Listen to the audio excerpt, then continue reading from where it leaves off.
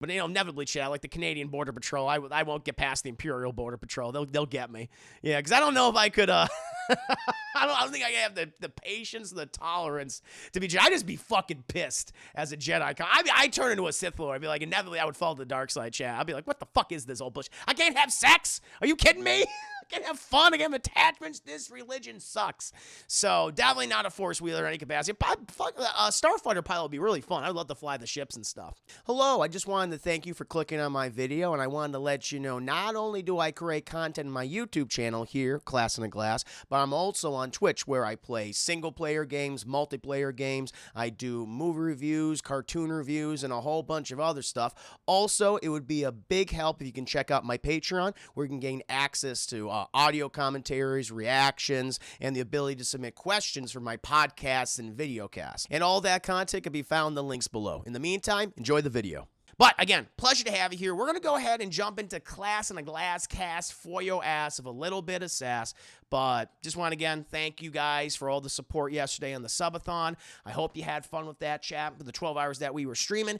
If you have any feedback for me, please feel free to give it, or you have any suggestions for potential future subathons, chat. Any goals I think that would be fun to try to get to. Let me know. But chat, it's question time. It is now question time, chat.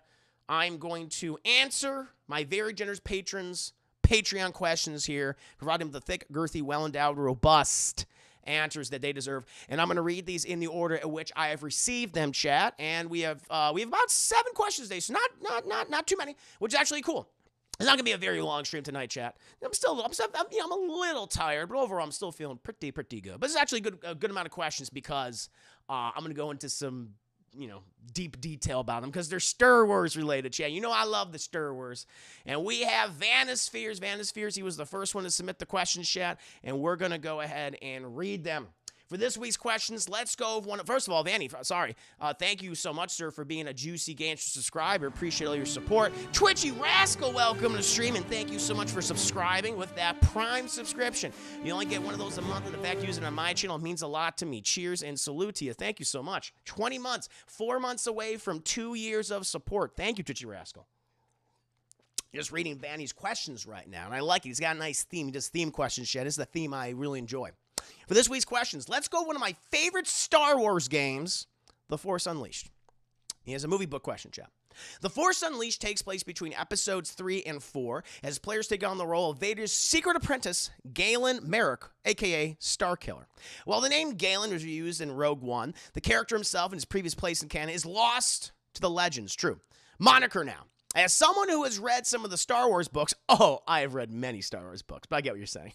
What are some stories, characters that you would like to see make an appearance in the films? And so I'm also going to include characters that may have also, they were Legends characters and they've crossed over into the cartoons and stuff, thanks to, Dave Filoni. But, chat, the first one, I gotta go with my namesake, chat, Darth Revan, okay? Lord Revan himself, Jedi and Sith Lord. Obviously, he's the main character we don't know for a while, chat, but he is actually the main character of Star Wars Knights of the Republic, the BioWare-developed video game, chat. One of my favorite games of all time. In case you don't know, it's set 4,000 years before the events of Episode 4, A New Hope. The galaxy is at war. We have a war raging between the Republic and a very powerful and resurgent Sith Empire, chat, led by Darth Revan and Darth Malak, his apprentice. But Darth Malak betrays Revan and assumes control over the Sith fleets, chat. But you play as a character who is caught up in this conflict and has to rescue a very powerful Jedi Knight named Bastila Shan, and eventually you learn through her, and you have all these types of visions of Revan's past, and you try and understand them, and she says, for whatever reason, you have this connection to this character, and the visions that you're getting are around this a super weapon, something called the Star Forge, which actually literally takes the energy of a star and creates materials and things for war and weapons and things. And you go on this journey, meeting new characters, new companions, chat, all these sorts of battles across the galaxy until eventually you confront Darth Malak at one point, and he reveals to you that, oh, no, man, you're not. And, yeah, I mean, you're naturally powerful in the Force, but there's a reason for that. That's because you're actually Darth Revan. You're the fucking villain. You're actually the villain, Chad. And the Jedi, they stripped your mind, and they put it back together for their own purposes. And you're like, oh, my God, I don't even know who you are anymore. And you have to figure out, like, what you want to be. Do you want to, be this new person? Do you want to go back to being Darth Revan? I love that about that game. And I've been saying for years, Chad, I've said it many a time on here. I think I did some fan casting before. I would love to have them adapt KOTOR even into a TV show or a film series. I think that would be great. I don't know if they ever will, but that is a character that needs to be adapted, Chad. We need some Darth Revan. He's not Darth Dooku. He's not Count Dooku, goddammit. He's Darth Revan. Stripped his mind, yes. Not in a sexy way, in a horrifying way. Yeah. See you, Spot. Good to see you. Ola, Juicy. Hope you're living long and prosper. And see you, Spot. Green salutations to you. An absolute pleasure to have you talking about the Star Wars. It's been fun. Saying that they should bring back Darth Revan. He's like, definitely. I mean, I have like, hey, you want to... Let's move away from the prequel and original trilogy and sequel era, that 60 or so years of Star Wars. Let's go really far back. Either let's go in the far-flung future, or all the way back where the events don't really, or they're not on top of each other. And I think that would be smart, Chad. I would love a KOTOR adaptation, Knights of the Republic adaptation, and the story of Darth Revan is so compelling and fun, and there's so many great characters and places they could potentially go. And I just like kind of it has like an older aesthetic. It's like more medieval. I mean, it's still technologically advanced and everything, but you can tell it stands in contrast to things that we saw in the prequels, the original trilogy, even the sequel trilogy now. So I would love that. Another character, which I'm actually shocked they haven't done yet.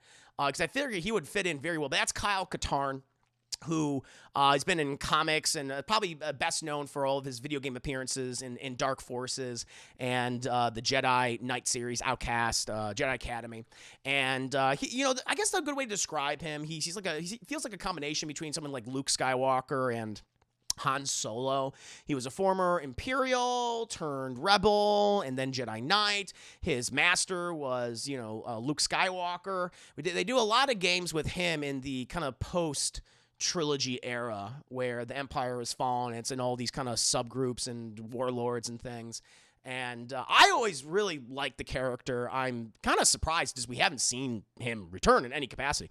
But I think that'd be fun. If you wanted to, like, okay, you still want to indulge in that specific era and you want to expand upon what, because we never really see a lot of Luke's Jedi Academy. We saw it failed, obviously.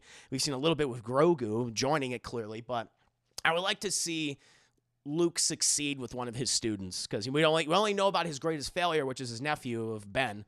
I want to see, one of his students did take his teachings to heart and became a great Jedi Knight. And I think doing Kyle Katarn would be awesome. He's a super fun character.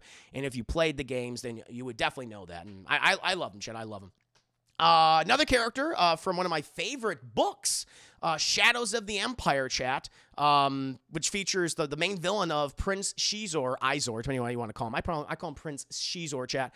He is this kind of reptilian, he's a sexy reptile man who is the leader of a criminal organization called the Black Sun, which has been featured in Clone Wars and Rebels and, I think maybe hinted at in some of the shows. Maybe the Mandalorian, they've hinted at it. But he is also one of the acolytes of Emperor Palpatine. That's how Emperor Palpatine kind of keeps an eye on things in the criminal underworld. And that's like his most trusted, quote-unquote, agent of Prince Shizor. He got involved in the conflict of the Empire and the rebellion in between the events of Empire and Jedi, and it's a great book. You might have played the video game as well, which the video game is an adaptation of the book. But yeah, he's a really cool character. I would love to have someone like that. We've gotten a lot of underworld stuff recently with Book of Boba Fett and Darth Maul trying to be a criminal lord, if you will, crime lord. And if you wanted to add someone else, give it a little more gravitas, Prince Shizor would be awesome. I think that'd be really, really cool. He a criminal? Yes, he is. Well, he's a crime lord. So I think that would work out. Another person from, the kind of expanded universe, and even though I don't think this character will ever cross over, because I think George Lucas hates this character, and I think he even said, "You're not gonna put her in there, are you? I don't want that fucking bitch in there." And that's Mara Jade, who in the the comics and the books is the wife of Luke Skywalker. I don't know why George Lucas was so opposed to having Luke have a wife. I don't mind that at all. I think she's awesome. She was her title was Hand of the Emperor. She was fanatically loyal to Emperor Palpatine, and I think even Palpatine trusted her more than he even did Vader.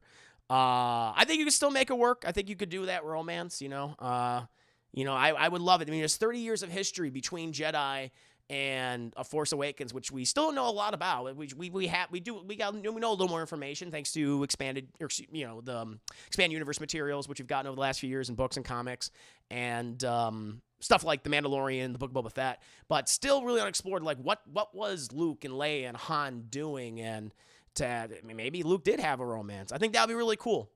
And if you wanted to recast Mark Hamill, Sebastian Stan's waiting in the wings, go ahead and do that. It would be cool to get someone to play Mara Jade. I would love that. Though I think that one is the least likely to happen, chat, but I would prefer it.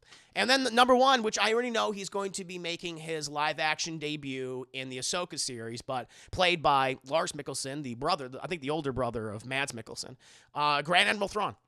I kind of wish, in hindsight now, that they did an adaptation of the Thrawn trilogy for this new trilogy. I think that would have been great. He's not your prototypical Sith Lord. He's not a Force user. He's not not like a Emperor Palpatine or a Darth Vader or that kind of thing. He's a military strategist. He's a military genius. He's an expert in warfare and also alien cultures. He studies his enemies. He respects his enemies, and he's not evil. I wouldn't say I describe him as evil. He's harsh, but also measured. And he would have made, I think, a very interesting main villain for a trilogy. We are getting Thrawn in Ahsoka. I'm there to see how they're going to use him. We have gotten him in Rebels, which I thought he was used quite well. He was like, oh yeah, this is exactly the character from the comics or from the books and the comics. So I'm hoping for the best with him. I think Lars Mikkelsen is going to kill it, but you never know. I hope they don't underuse him. I think this is a good opportunity to showcase one of the absolute best Legends Expanded Universe characters out there, chat, to a whole generation of Star Wars fans who doesn't even know he exists, because maybe they don't watch the cartoons or they've read the books. They just watch the shows or the movies. So I would love a Thrawn trilogy. Love a Thrawn trilogy, chat. Let's see here. How Palpatine get a woman? I look at her as better than. Well, it's more of like a daughter. It's more like a father-daughter relationship between the two of them than anything. I don't think it's one of sexual infatuation. Black Knight, the Thrawn trilogy would have been. Yeah, I mean, you could change some things around. It doesn't have to be an exact adaptation or anything. Hell, they can still technically do it now if they wanted to. They just have to change a few things. Casey, I'm just talking about answering Vanny's question, Class and Glass Cast. Talking about Expanded Universe characters I want to see in films. Legends characters I want to see in films. And talking specifically about Grand Admiral Thrawn right now. I would love that. Gimli's my favorite Jedi. He's a dwarf. That's wrong franchise, damn it. Oh, Lord.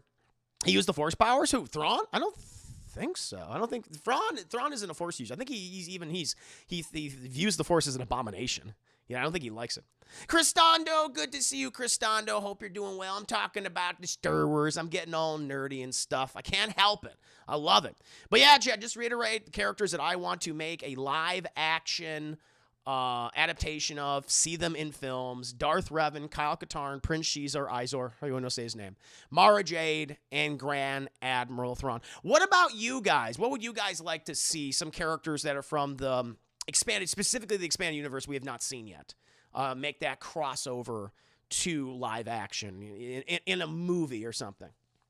You sure have a Gestapo type villain? I mean, he does work for the Empire. They've Yeah. I mean, yeah, the Nazis and stuff. I just never wanted to just say that, like, Thrawn. I mean, he is a villain, sure. But he's not your, like, I will destroy all of you, like a Palpatine or a Vader villain. I think he's more meticulous than that. I think he's more understanding than that. And, like, his love and appreciation for culture. Art, if you will. And what's his famous quote? If you know a species' art and culture, then you can destroy them so thoroughly. Which I guess does sound pretty goddamn fucking evil in hindsight. Oh, Dirge. Oh, Dirge and Cad Bane.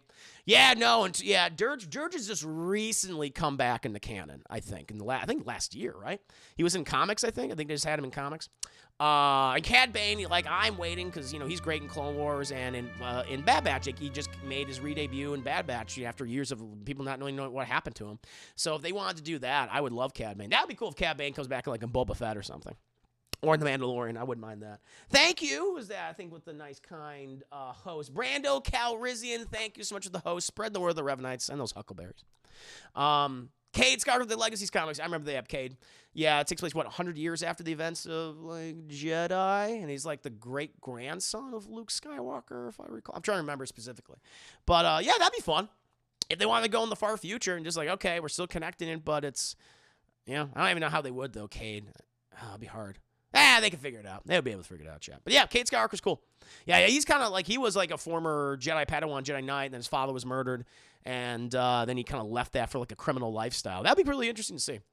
And you want an evil R2-D2? Oh, from the comics?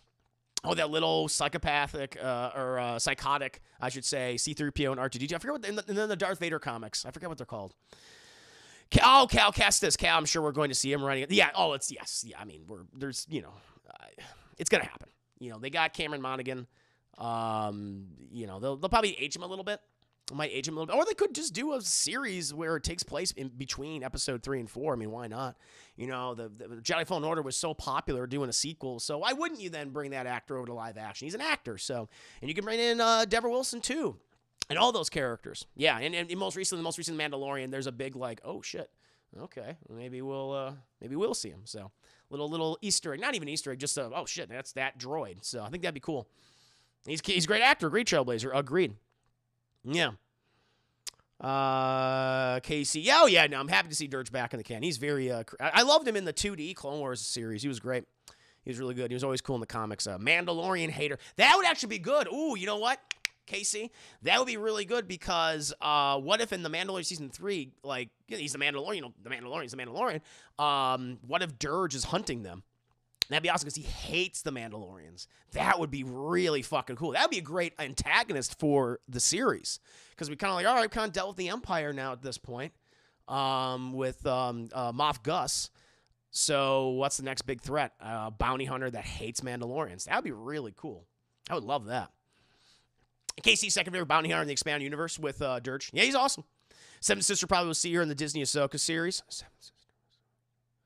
I'm trying to remember the Seventh Sister. Oh, gotcha. Yeah. Yeah, the Jesus Christ, the Sith acolytes trained by Vader and Palpatine. Yeah, definitely. I think we'll see live action debuts of them. I mean, they're in the video games, they're in all the shows and stuff, so that'd be really cool. Oh, Hondo and Naka. Oh, that'd be great. I love him. He's great in Clone Wars and in Rebels. Love that character. Pig Pay Back. Good to see you. Hope you're doing well. Thank you, for the 8 biddies. Appreciate you. That's what I want. I want Dirge hunting the Mandalorian. That would be a good setup for the next series. Then they should do that in season 3. Who would you get to play Dirge though? Ooh, that'd be fun. Yeah, Dirge. That's a great recommendation. That's a great pick right there. That's a great pick. Yeah, she's in Star Wars Rebels. She was. Oh, but didn't she die in Rebels though? Didn't the Seventh Sister die? Spoiler. I think she died in Rebels. Didn't she die in the 2nd season? Didn't Maul kill her? I think. I've been telling this in the Star Wars groups now. Season 2 could make sense. Dirge coming out of Mandalorian is a big test. Yeah, I think so. And, in the most recent episode of Boba Fett, maybe Mandalorian, maybe Mandy is trying to help the Mandalorians, even though they don't want his help. There's some interesting things they can do with Dirge. That would be really, really cool. I like that character a lot. He's very intimidating. And he's just fucking creepy. His abilities, he's like without his armor, he's like the Thing. How he could just grow in size, and he has like these. He's made of hentai. He's made of fucking hentai, chat, and it's horrifying. It's like, ugh. And I was like, God, that would be really cool to see. Just him moving around and stuff without the armor, because he's just a big, bulky looking guy. It's like, all right, but when you take the armor off of him, it's this massive tentacles and meat. It's like, ew. He's really gross. Something like Dirge, that would be a big challenge. They have to get a very good, intimidating voice. What they can do? I'm trying to think what actor would. Hey, John Cena. There you go. Let's get John Cena as Dirge. That'd be fun. That'd be really cool. The animated shows are canon. Rebels, Bad Batch, and Clone Wars are canon. Those are all canon as far as I know. Tag and Pink. Yeah, I think you could do Tag and Pink. That'd be fun. August, I missed your trailer stream. When we have it again, I'll probably do another trailer stream in late March or maybe April. Around that time, I'd say. I usually like to give it at least 2 or 3 months. Baby GG, all right, guys. I wish I didn't have to go, but I got to handle some life stuff. No, I understand, man. No problem. Peace out, everyone in chat. Y'all the shit. Baby GGG, you're the shit. Thank you. Have a great evening. Anyway, speaking of Star Wars, you heard of the Fallen Order 2. Yeah, we were talking about most recently on 8-Bit Crumbs. Also my past streams, too. Very excited. Very excited. But yeah, Chad, just to reiterate, I like your suggestions here. But in terms of, for myself, what I would like to see in the near future, in terms of expanded universe characters coming over to the live action, specifically the movies, whenever they start doing the movies again, which I don't think they know. Other than that Taika Waititi movie, other than that Taika Waititi Star Wars movie, I don't think there are any other Star Wars movies greenlit, at least not publicly. But I would like to see Darth Revan and all of the characters that are around Darth Revan, Kyle Katarn, Prince Shizor, Mara Jade, and Grand Admiral Thrawn, which we are getting in the TV series, but I wish we can get that adaptation of the trilogy. Moving on to a TV question, Chad. The Force Unleashed helped the Star Wars canon explain the origin of the Rebel Alliance symbol as it was Galen's family crest. Again, since the game is no longer canon, that means that the origin of the symbol is now sort of up in the air. Thankfully, the new batch of shows are canon and have really enriched the series, even saving the prequels. What are some of your favorite pieces of Star Wars lore that were explained in the show versus movies, books, comics, games? Several things. One thing that has always frustrated me when it comes to the prequel movies, Chad, is how Anakin and Obi-Wan have no fucking relationship except conflict. Consistent, obvious conflict, always. I never got the sense of a father-son relationship. This is a very dysfunctional one, a very abusive one, or a friendship of any kind, a brother relationship. That was not on display. However, the Star Wars, the Clone Wars series finally showcased that. It's like, now I can believe. Now when like Ben Kenobi in A New Hope says he was a great star pilot and a great Jedi Knight, but most importantly, a good friend. And like when you watch the movies, like, what the fuck are you talking about? He's not. You hated him.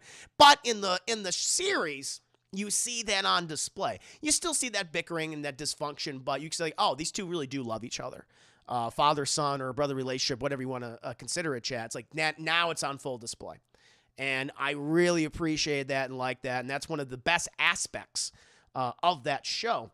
And it really fleshed out Anakin, who, people typically view as just this whiny fucking brat. And he was just annoying. And again, I don't blame, it's not Hayden Christensen's fault. It's the writing, it's the script. Hayden Christensen is a very good actor. Shattered Glass, I keep telling people watch Shattered Glass. He does so good in that movie. He does such a great job. But in the show, they just had more time to expand his character and why he's angry, and they did some really good things with that. And even his relationship with his wife, I think, was handled better than it was in the movies. Even though I'm not the biggest Padme fan, I thought that was handled a lot better. It also touches on Ahsoka's disappearance, which I really like that those shows did, because it's like, all right, well, we don't know about, like, okay, what happened?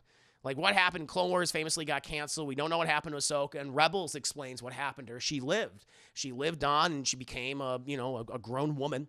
And a commander within the Rebel Alliance, and left the Jedi Order and started her own thing, which I thought was very interesting. We're going to see more of that. I mean, we've got Rosario Dawson's series coming out very soon, where she's playing an adult Ahsoka Tano.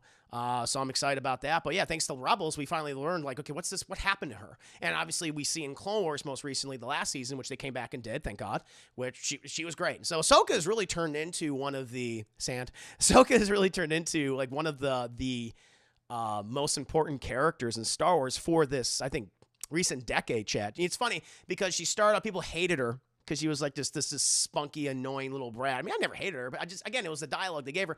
But as the series went along, they didn't abandon her. They didn't kill her off. They did more with her, and she became a fan favorite. And I love that character. She's great as the apprentice of Anakin Skywalker, and I'm interested to see how they're going to handle her in Obi-Wan Kenobi, because I think isn't Rosario Dawson gonna be in the Obi-Wan Kenobi series, and of course in her own series, and how is she gonna what is she gonna be? What are her thoughts on Anakin and Vader? I would very much like to see that. So that was cool to see that addressed in the various animated shows. Another one, chat. I mean, this is an obvious one: the return of Darth Maul. Darth Maul was a wasted character in episode 1. He spoke 2 lines, and I think that was it. And he had a fantastic look. I love his aesthetic. The double-bladed lightsaber is great, and you kill him in the first movie. And he's not a character in that. He's just a threat. He's an obstacle. However, Dave Filoni and his writers and his people, they resurrected him. And even George Lucas admitted, all right, I kind of screwed up with Darth Maul. I think it'd be good to bring him back. And they did, and to great effect, where they gave him more dimension. They had him talk, thank God. And he kind of he's one of my favorite Star Wars villains because he's also kind of pathetic. He was tossed aside. He lost 10 years of his life. And he'll never be in his prime again. Like when he gets sliced in half, he's dickless, Chad. He's got no balls, he's got no dick, and he's got no legs. He had spider legs for a while. And despite being so filled with rage and pity, he'll never achieve what he had before his duel of Obi-Wan Kenobi. And I like that they leaned into that in the various shows, in Clone Wars and in Rebels. I love how they handled his arc and his final scene in Rebels between him and Obi-Wan Kenobi. It goes back to them. I thought it was great. So they really redeemed Maul. I mean, we briefly saw him make an appearance in Solo. I don't think anything's going to come of that anytime soon. But unless they go in a way different direction with that within a video game or another show or something.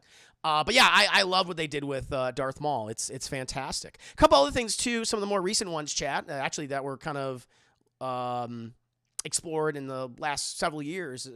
Some of the other TV shows, like The Mandalorian, chat, we really started to learn more about Mandalore and its various communities afterwards, specifically the cults.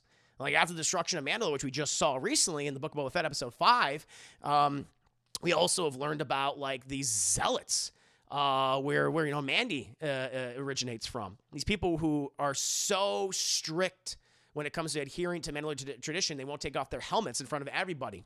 They have this very obtuse code that you have to follow, and I really like that. But that's not every Mandalorian though. There's all these different sects of it, and they're all disorganized. And I like that they explain that both in Rebels, they explain that in The Mandalorian, and most recently in the Book of Boba Fett. This is the way. This is the way. Is it the way? The thing is, yes, they say this is the way, but I would say, is this the way? Question mark? But I like that. They're really defining what the Mandalorian culture is now. I think that's really exciting. So, yeah, Mandalorian's various communities. And the last one, Chad, which we saw recently, The Bad Batch, one thing because people have been wondering, like, hey, what happened? What happened to the Clone Army at the end of the Clone Wars? And people are like, oh, they became the Stormtroopers. And I'm like, I don't think so. They didn't change all the voices of the Stormtroopers. Like, George Lucas, he'd be like, I'm going to make sure in the special editions that I'm going to have all the Stormtroopers sound like, Tamara Morrison. It's going to be great. I'm going to sound like Boba Fett, Jango Fett, and everyone's going to fucking love it. They're going to give me a lot of fucking money. They didn't do that. No, they explained recently in The Bad Batch, they were phased out. And the Camino was fucking destroyed. I was like, wow. And I thought that was so cool. I was like, yes, this is what I wanted to know. And eventually the surviving clones, they just relegated them to shitty positions or used them as cannon fodder. It's like, oh, that makes sense. And that's why they went with all these other non-clone soldiers eventually. So that was great. That was great. Yeah, what about you guys? Is there something that, your favorite piece of Star Wars lore that has been defined in the shows, not so much the movies or the comics or the video games? Let's start with mine, Chad. The Anakin Obi-Wan relationship, Ahsoka's disappearance, the return of Darth Maul, Mandalorian's various communities and sects, and the dismantling of the clone army. Yeah. Read the clones. The clones malfunction. In the Bad Batch, some of them did. They kind of fought against their programming and things. But we also saw in the most recent Bad Batch episodes, they were just eliminated. They killed the Kaminoans. They destroyed their capital and their cloning production facilities. So I feel like that's what they've been. They said, I don't know if something else happened, but in the Bad Batch, that's what they've done. It might be something that was, canon got you. Probably. I know that one of the original ideas that Lucas had for the Clone Wars, because the Clone Wars are mentioned in A New Hope, chat, like not even in the special editions, like the original movies. Luke's like, you fought in the Clone Wars? Like one of Lucas's ideas was that cloning had proliferated so much that people were making their own armies, basically, for power. And you had because the techniques that they were using for cloning weren't always that good, where some of them just freaked out and rebelled. That was a thing that Lucas had originally envisioned what the Clone Wars was going to be. And like he had also written that like Lando was going to be a clone, like he was one of the last clones from the Clone Wars, like stuff like that. It was crazy. They never went through with it eventually because we got Attack the Clones and stuff. But that was one of the ideas. I'll buy some death sticks. You want to sell me any death sticks? I want to sell you any death sticks. You want to go home and rethink your life? I want to go home and rethink my life. Saw that recently. That's a fucking funny scene in Attack the Clones. That's like one of the comedy scenes that actually really worked. And it's subtle. It's not too over the top. That was good. I was like, need more of that in the movie, in the prequels, chat. I don't need goddamn step and fetch it Jar Jar, tripping over his goddamn self, or the racist, Yellow Claw Nemodians, or, Jewish Watto. I don't need that. Oh, I want to see a Shadows of the Empire TV. I mean, same adaptation. I want that too, Brandon. They could do it. They could definitely do it. Like, they don't fucking just make it. I mean, if they want to make an animated adaptation and do an animated adaptation, I wouldn't mind that as well. But man, I would love to see a movie. Yeah. Let's see it. They made Darth Maul a fantastic character, fully redeemed character as a villain. Agreed. You got no legs, Lieutenant Maul. And Sam Witwer brought so much of the emotion to him and the rage. Yes, agreed. No, Sam Witwer did a great job voicing the character. Yes.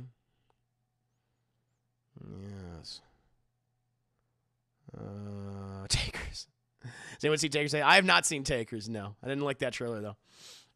Very nicely. Yeah, but yeah, chat. Those are just some of mine, I think, some of my examples of what Star Wars TV has done to improve upon the franchise, chat. Make it better. Give it more depth, if you will. And now, chat, we'll move on to a video game question. The Force Unleashed gave players two possible endings.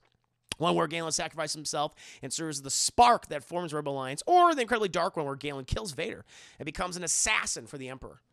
The DLC for the game follows this darker path as you kill major characters in the franchise and even turn Luke to the dark side. What are some of your favorite, holy shit, that's fucking dark, endings in games? As a follow-up, do you think more games should embrace darker endings, since sometimes bad guys do in fact win? To answer their second question first, I mean, it depends, what people, I don't think the creator should be forced to, like, hey, we're always going to go for the dark ending. Do what you think feels natural, always. If you feel like the story you're telling inevitably is going to have a darker ending, then do that. If you feel like that's the direction, that would make sense for your world and the characters that you're writing, then do that. And I think it works. And some of the most but you're right, some of the most impactful endings in video games are the darker ones, the ones that kind of stick with me. I have to agree with that. You're not wrong in that regard. And to, kind of go into more detail about those endings that have always stuck with me, Walking Dead Season 1, chat, Telltale's The Walking Dead, where that game you play as this character named Lee Everett, who comes across this girl named Clementine. You pretty much become her father figure for months during the initial time of the zombie apocalypse, the first, a few months of the zombie apocalypse. And eventually you get bit trying to save her, and the ending of the game is you teaching her to survive, basically, and you asking her, you can do it various ways, either to leave you there to die and to turn, or to shoot you in the face and kill you. And I did that. That's the option I picked. I was like, I ain't turning no zombie. You need to do this. I remember I love that scene too, because you can choose your dialogue options. The one that always stuck with me was the one you have one last thing to tell Clementine. There's various options or whatever. The one that always appealed to me was the one, don't be afraid. Don't be afraid. And that was the last thing that my Lee told her before she killed me, before she shot me. Mercy killed me. And I thought that was such a traumatic. That was one of the first video games I've ever cried at the end of, chat. It was beautiful. And that was, because that was when the show was going, and I'd already fallen off the show, and I was like, yeah, I'm just fucking done with this. But that game shows, like, no, look at that. The games, the Walking Dead video games are way above the show. Did such a great job. Made me feel something like those shows never did. At least for me personally. So the ending of The Walking Dead Season 1 got really emotional with that one. The other one, the other dark ending, Red Dead Redemption 1 and 2. I mean, famously in Red Dead Redemption, you play as John Marston, this former outlaw, this former criminal, paying for the sins of his past, working for the government. And even though he seemingly seems to have done everything he was supposed to do, they still put him down anyway, where he's shot, where he's mutilated by all these people. And then the thing that John Marston, was trying to prevent was the corruption of his son. He didn't want him to become the man that John was all those years ago. And he inevitably does. He inevitably does become a criminal and seeks revenge. And it's like, fuck, this is not a happy ending in either case, chat. And then the same thing with Red Dead Redemption 2, where it's a prequel. You play as the character of Arthur Morgan, who is a criminal, who is an outlaw, who contracts tuberculosis, which is a death sentence back in the 1890s. And depending on how you play the character, you can try to redeem yourself for the sins of the past, but you inevitably do succumb and you do die in very tragic circumstances, trying to do the right thing. Depending on, I guess, how you play it. But my character, I did the right thing. Love that ending. And then, of course, you take over as John Marston for the last section of the game, which is actually fairly long. It's like about 5 or 6 hours or so. And you never really know what's going to happen to him based on, the original Red Dead Redemption. A couple other games, chat. Brothers: A Tale of Two Sons, I think made by Hazelight. One of Joseph Fair's game recently just came out with It Takes Two, which is, all of his games have been fantastic. Also The Way Out. But Brother: A Tale of Two Sons, you play as two brothers in this fantasy world. Medieval in nature, kind of like a little bit of Hayao Miyazaki, Studio Ghibli in there. And you go on this adventure because you're trying to find this cure for your father's illness. But inevitably, what happens is, despite finding the cure, the eldest brother is killed by this creature. And so even though you go back and you take your brother's body, you go back home and you cure the father, but someone was still died and still was lost. It literally ends with the father weeping at the grave of his eldest son and the younger son just looking, giving that 1,000 yards, just stare. And just gives this internal sadness. So, yeah, that was like, goddamn, Brothers Tale of Two Sons is a great game, chat. Or the Ori games, Ori and the Blind Forest and Ori and the Will of the Wisps. Again, now those are very, very much influenced by Studio Ghibli, chat. Gorgeous looking, Metrovania-esque. They tell, I think, just a really emotional story where you basically play this little spirit creature that tries to save the forest, chat. It's very pro-environmental messages, much like a lot of Hayao Miyazaki's movies, Princess Mononoke and such. The first game, what happens is, you almost looks like you die to save the forest, and the game really fucking opens up with your mother figure, dying. It's like, oh, who raised you? And then you go on this quest. And you almost seemingly look like you sacrifice yourself, but Ori does survive. But then the main villain of the game was not actually truly a villain, just was hurt because her children were destroyed and she sought vengeance and things. And you eventually take care of her child after her sacrifice. And then in the sequel, which I again highly recommend you guys check out, that ends with you dying. That ends with your little character dying to save your friends and your family and your kind of child-esque character and the little baby owl that you saved at the end of the first game. But you're born anew. There's a narrator throughout all two games who talks like this, something like that, in this kind of like, fantasy-esque language. And you realize like, oh, that's you, except you've been reborn as this god spirit. But like the little Ori just, passed away. So the Ori games, beautiful. Beautiful games. And of course, famously, The Last of Us, chat. Of course, The Last of Us, where the whole quest of that game is to bring this little girl to these people so they can get a cure for this illness. You find out that in order to get this cure, they have to kill her. They have to remove her brain. And you decide, nope, I'm going to not save humanity. I'm selfish and I want my daughter back. And you slaughter them all. And then you lie to the girl, Ellie. At the end of the game, even though she presses you on it, if that's what you really said, what really happened, that's like, oh, they couldn't do anything with it. The cure, they weren't able to get it. And, she accepts and says, okay, even though she knows that you're probably fucking lying. I love that. Their whole relationship is based on a horrific lie. And fucking Joel pays for it in the sequel, obviously, which I kind of like. And, last is I guess Mass Effect 3. Where, yes, controversial, of course, that ending.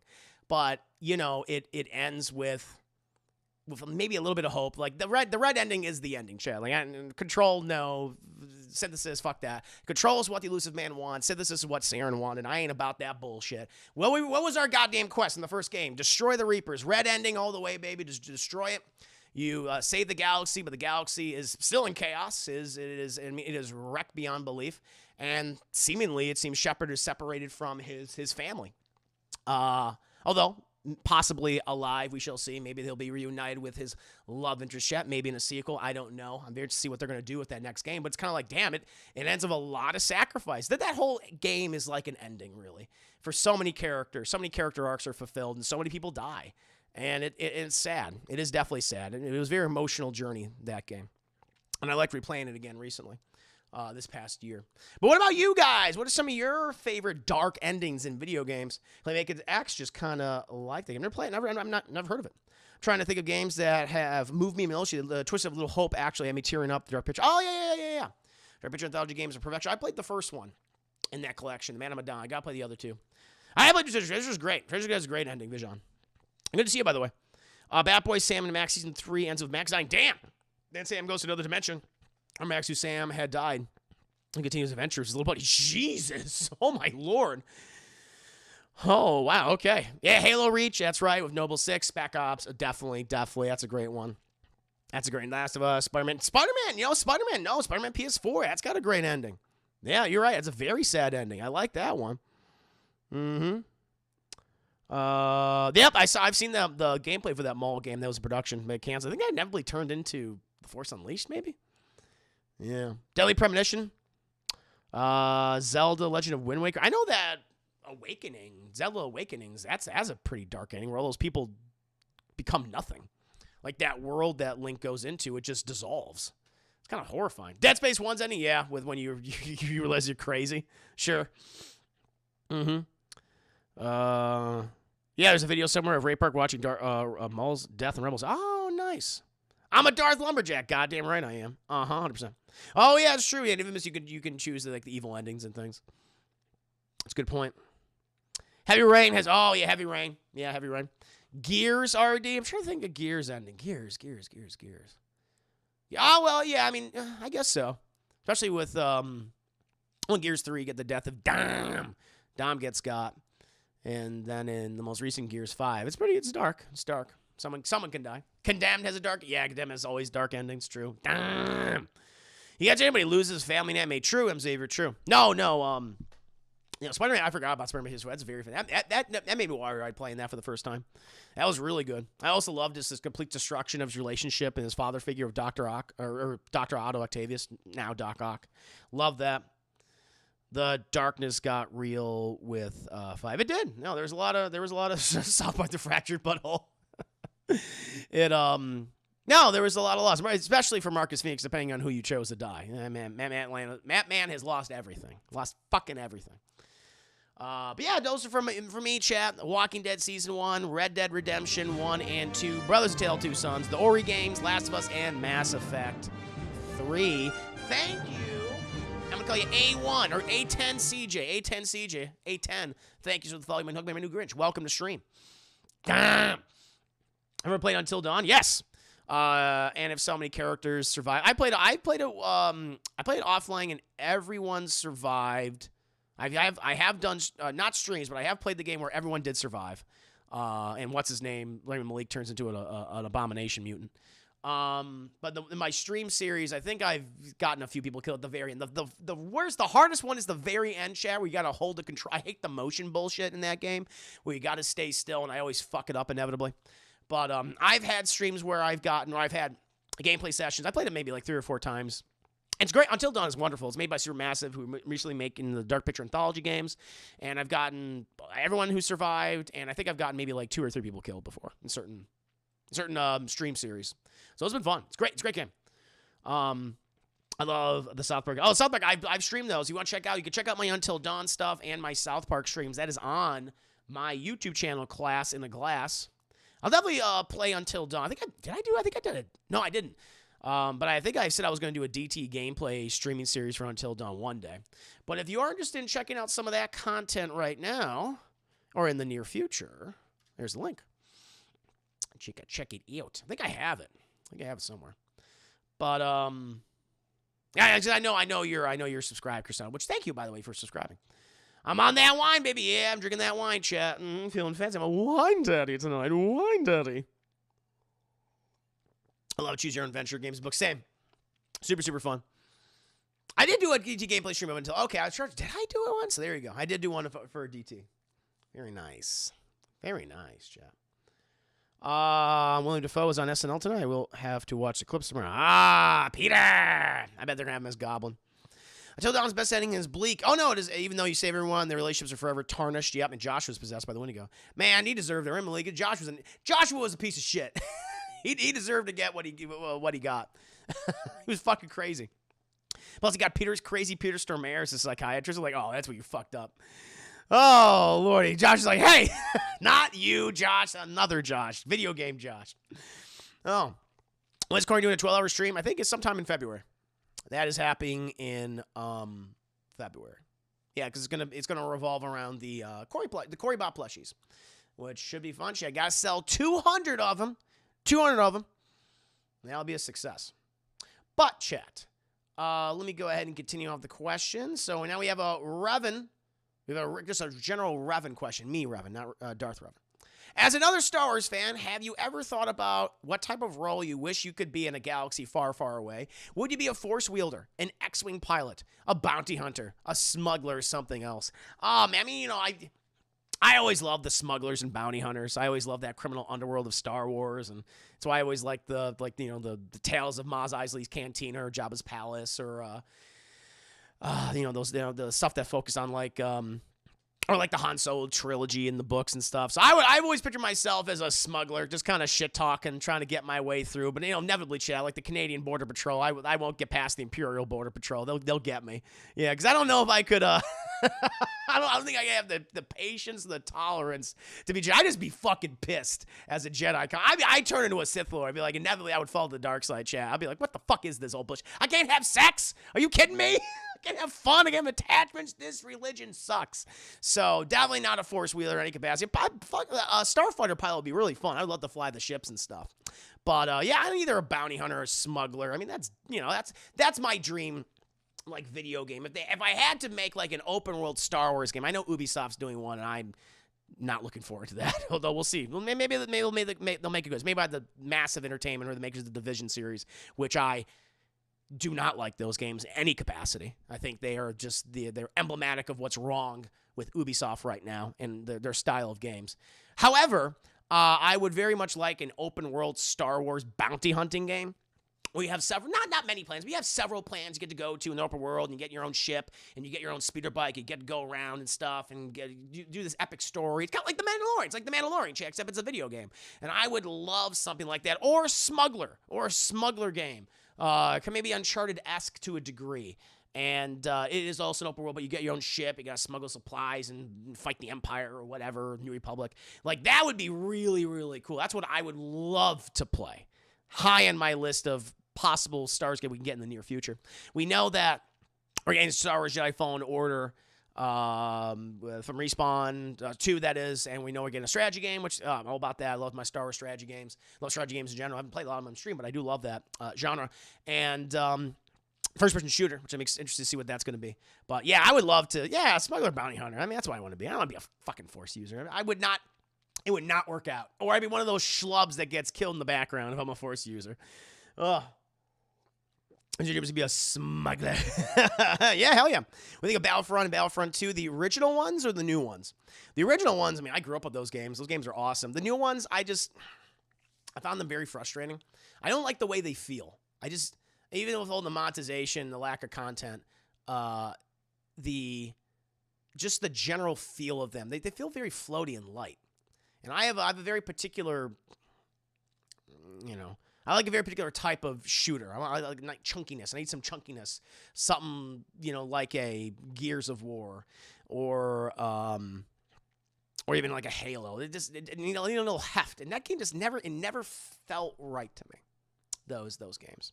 I have played them, but just never been my cup of tea. There's probably going to be a bounty hunting in the Star Wars game for Massive because there is in Division. I imagine they are going to pull in some of their style. Yeah. I just don't like Massive. But we'll see. I'll give it a chance. Let me chat. I don't want to play bad Star Wars games. You know that. Twitch streamer who wears a skin tight Sonic suit to read for erotica. What do you mean I can't get laid in Star Wars? Oh, that's perfect, Josh. Very true. I don't know about a Jedi or Sith, but it would be cool to be a Force sensitive, sure. Struggling to lift the cup up. Case I'd be willing to recruit all the Browners to team up and split our reward money while we work network. Mercenary, run operations together. That'd be fun. Which Battlefront was great. The first Battlefront remake was pretty fun for a while. I play a little bit of the new ones only because it was a PS. Yeah, it was PS Plus game. True. Well, it looks like Battlefront is dead. Yeah, no, it's dead as the franchise, chat. They're not going forward with the third one. All the Star Wars titles that are being developed at EA currently are at Respawn. That team is fucking huge. They're working on, I mean, they got the Apex team. They have another team working on a new game that's we don't even know what it is yet. We have Jedi Fallen Order team, we have the strategy team, and then we have the first person Star Wars team. That must be one of the biggest studios in existence today. It has to be. Just the sheer amount of people that are working on games. Yeah, because they can't, the team would be spread too thin. They must have just had, I mean, they've had great success recently. I'm very happy for, especially with Apex and Jedi Fallen Order and Titanfall. I mean, that's just a fucking tragedy. That never, and it wasn't Respawn's fault. It was EA's fault. What happened with those two games. But it was great. Respawn has never made a bad game. They're one of the absolute best developers working today, and they are the crown jewel in EA's crown. They are really, really good at what they do. Bad Company 2, I love. Oh, man, I wish we'd go back to the Bad Company series. Bad Company 2 was the Battlefield game I played the most. So I really like Battlefield 1, but in terms of multiplayer, oh, my God, I played so much Bad Company 2 back in the day. I have a big head. I got a real big fucking head, August. That's true. It's very big. Oh, yeah, the force-sensitive stable boy. My favorite character in Star Wars. He moved a broom. I would be a normal guy, but the type of normal guy who gets pulled into bullshit because I happen to be friends with Bounty Hunter. That'd be awesome. That'd be kind of cool. That'd be good. I might have asked this before we ever played Team Fortress. I played a little bit of it. It's not, played a little bit, but it's never been my go-to multiplayer game. I know it's very popular, but not my kind of Valve game. I'm more of a fan of Half-Life and Portal and Left 4 Dead, obviously. And we will be doing some Gary's Mod in the future, chat, for multiplayer shenanigans. I want to play some Prop Hunt. That'll be fun. Have I played Star Wars Jedi Academy? Oh, yeah. I played all those Kyle Katarn games. I know he's not, you don't play as him in Academy. You get to, your master is actually Kyle Katarn, which I think is really cool. But yeah, I played the Jedi games, the Dark Force game. I recently rebought them on PC because during like a sale. So I'm definitely going to play those old school Star Wars games, chat, one day. That'll be fun.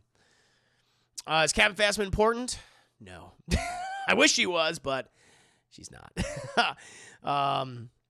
Half-Life Dreamcast. Oh, I played Half-Life on PC, like the OG Half-Life. I played that on PC. I want to play Half-Life, the Black Mesa Project, which is the fan remake. It looks really fucking good. So I'll definitely play that one day, challenge stream. I own it. So I think it was gifted to me. I think, matter of fact, it was gifted to me. Thank you, whoever gifted it to me. Yeah, we'll definitely do some Gary's Mod shenanigans, chat, but yeah, I mean, yeah, I'd probably be a fucking schlub. Who I'll be in, if like reality? I'll be a goddamn schlub in Star Wars. But who would I want to be? Like, dream? Yeah, smuggler or bounty hunter. A little life of adventure, chat. That'd be so cool. Going to all these various planets and just indulging all these cultures and things. That'd be fascinating. I don't want to be no goddamn Jedi or Sith Lord. It's like, it's too much fucking work. It just feels like you're either defending the galaxy against everything or you're plotting to take it over, and inevitably you're going to die anyway. And it's like, hey, let's have some goddamn adventures. Let's have some fun. Let's explore the unknown. Let's do that in Star Wars. So, yeah, smuggler or bounty hunter for me, chat. For me, thank you very much. I played a little bit of Monster Hunter World and didn't appeal to me, but I think I'll play Rise someday. Can't fuck anything. I mean, I guess you can fuck things as a Sith Lord, but you're ugly. You're fuck ugly by that point, and no one wants to fuck you. You're gonna lose no matter what, chat. You're gonna lose if you're a Jedi. You don't have sex, and then if you're a Sith Lord, no one wants to have sex with you. It's just not good. It's not good. No, I do not want to be a Force user. I'd be like Han Solo. I don't need any of that mumbo fucking jumbo. All right, get the hell away from me, old man. All right, what are you doing with this little boy? What are you doing with this 19-year-old boy? No. Casey is a bounty hunter, mercenary. I would love to travel the galaxy, but also have fun fucking with the Empire. No, exactly. Yeah, fucking with authority, man. Yeah, that's why you want to be a smuggler or bounty hunter. I think like that's the most fun profession. Either of those. It's like, it's exciting. You get to go to all like far reaches of the galaxy and stuff. The Outer Rim where it's lawless and things. I think that'd be really cool. But now we have a music question, chat. There are a few things in this world that are as iconic as the Star Wars main theme. True. It's amazing. Even the games, players usually start off by listening to that iconic score which then transitions to the game's unique theme music. Off of all the Star Wars games you've played, which one's your favorite soundtrack? Star Wars Knights of the Republic. I love that game. That game's score is absolutely incredible, chat. Hearing it again when we saw the trailer for the KOTOR remake, oh my God, my heart was just filled with so much love. It felt so full. I'm going to show you, Joe. We're going to get the KOTOR remake trailer, but the music for all the games, really, even Sith Lords, I'm not, and the Old Republic MMO, which I think is really good. It's the one MMO that if I would ever play an MMO on stream, it would be that one. So I like that it's focused on stories. But man, no, that KOTOR music, it's beautiful. Absolutely beautiful shit. Let me go ahead and show you this trailer right here. Let me get this up for you, you crazy kids. You know, I got emotional when we saw this at the, not Game Awards, but I guess the PlayStation Showcase from a few months ago. That was so good. Let me go ahead and get this open for you right here. Oop. Hold on now. I ain't ready. We ain't ready yet, god dang it. God dang it, Chad. Where am I? There I am. Yeah, this trailer right here, Chad. Ooh. I'm all about this.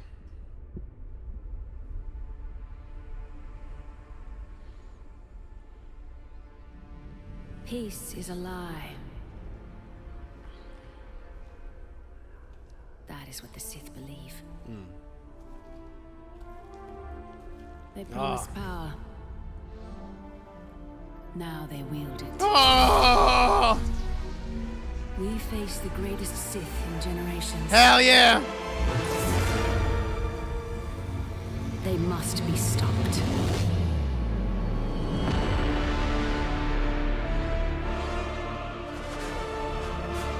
Hell yes! Legendary made for PS5 and for PC, chat, and for PC. So that's coming, can't wait. But if you guys want to hear some of the, here, let me get you some of the theme music from that series. I'll do the KOTOR theme. And there's a lot of nipple rubs. Oh, call me Hazel. You just call me mid-nipple rub. Good to see you. He's in Jackbox. We're doing Class in the Glass Cast for some of the sass. It's super fun. It's super fun. If you want to here's some of this music, chat. Ba, ba, ba, ba, ba. I mean, you hear this KOTOR thing when someone subs.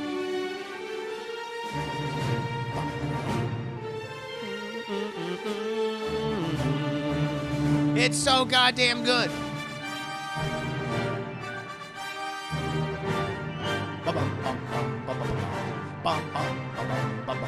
Ah.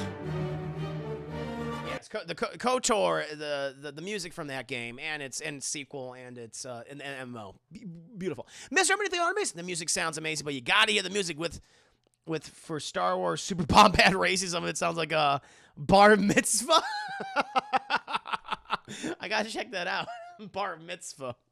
Oh my lord, that's funny. I feel bad for Aspire if the remake sucks. They're gonna be, yeah, they are. Sadly, yeah. They're remaking one of the most beloved games of all time. So good luck to them. Although, hey, it might be a Resident Evil 2 remake situation where it's like, wow, you made an incredible remake to one of the most beloved horror games of all time, Resident Evil 2. So I'm hoping for that. Hoping that the quality level is Resident Evil 2 remake. Please. Because I was in a band in middle school, and we did a summer concert where all the music consisted of Star Wars songs, and it was awesome. That's fucking cool. That's really cool. Yeah, it's very nice. But yeah, all the KOTOR music is incredible to me. Love it. And we have one last question for Manny. And if you have time, I do.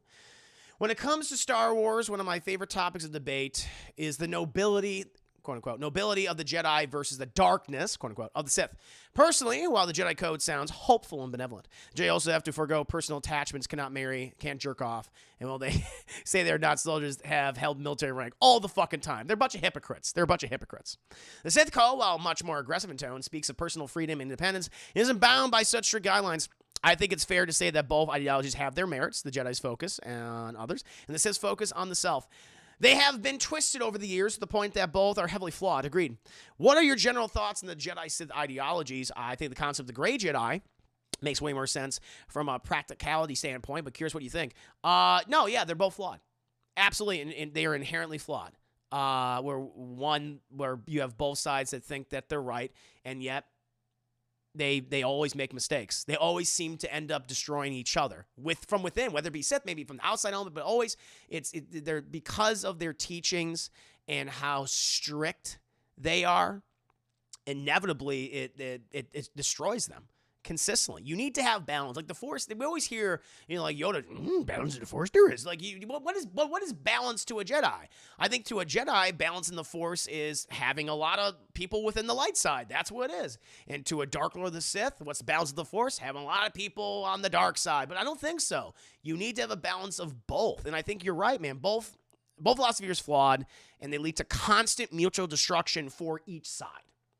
A balance of both teachings that do not indulge in the negative aspects of both is, I think, necessary. And too much rigidity of both philosophies have exposed why they don't work. And I think when you have like a gray Jedi, which we've seen now recently, the most famous being Ahsoka. She was taught by Jedi, but she is not a Jedi no longer. And I like that with her. I think she's a proper balance of the light and the dark side. And that was my big hope for Rise of Skywalker. I read into it where I like just reading into like, okay, the Rise of Skywalker, what's it referring to? And I figured it's like, oh, that's what it's going to be. It's the end of like we had the Last Jedi, the Jedi are done and the Sith are done. And it's going to give rise to a new teaching, a new path. And I thought Skywalker was going to be that new path, or Skywalker, the lineage is done. The Skywalkers are all dead. But their name lives on as the new path for Force-sensitive people, a balance of the dark and the light. I think that's what it was going to be, and they were going to be called Skywalkers, much in the same way where light people are called Jedi and dark side people are called Sith. It was going to be Skywalkers, and I thought that was brilliant. I thought that's what they're going to. They don't do that. They don't do that in the movie, but I thought that would have been really cool had they done that. And so, yeah, moving forward, if they want to continue to explore the Force, which they will inevitably, I feel like you can't just have it be Jedi, and I guess the Sith are they're a sect of the dark side, not really Sith anymore, because Palpatine and Vader were killed. They were the last of the Sith Lords. Whereas, Kylo Ren and, what's his name? Snoke, they're their own thing, I guess. I don't even know. Who even fucking knows, really?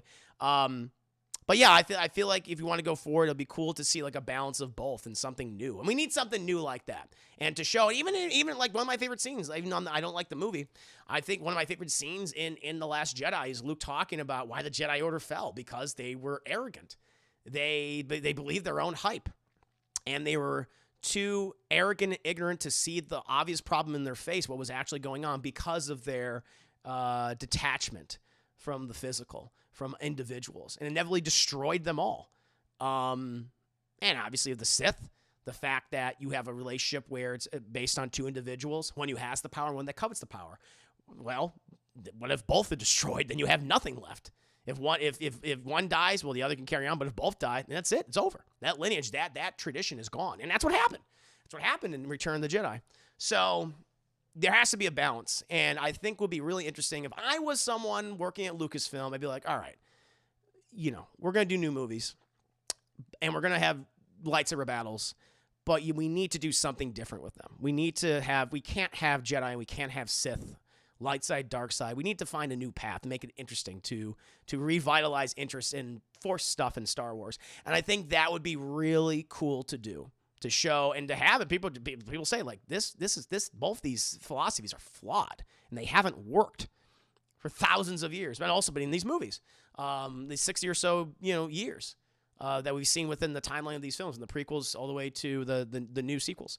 So I would like that a lot. I think that'd be really interesting. And I think exploring Grey Jedi with a character that people like, with someone like Ahsoka Tano, would be cool. Hell, maybe even Cal Kestis someday. Who knows? But if you want to go I would like it if I had my choice to move away from the controversies of the sequels and things and the dislike for them, I would have it go, let's go farther into the future, where maybe you can reference Rey, and maybe she tried to do this Jedi thing, but it didn't work out. But through her teachings, they evolved into something where we have these Grey Jedi. I think that would be really interesting. That's what I would do. Ezra could possibly be one of those too. Yeah, Ezra. That'd be a cool character to explore that with as well. I think Ezra's going to be in the Ahsoka series. I think he's with Grand Admiral Thrawn. So we'll find out about that eventually.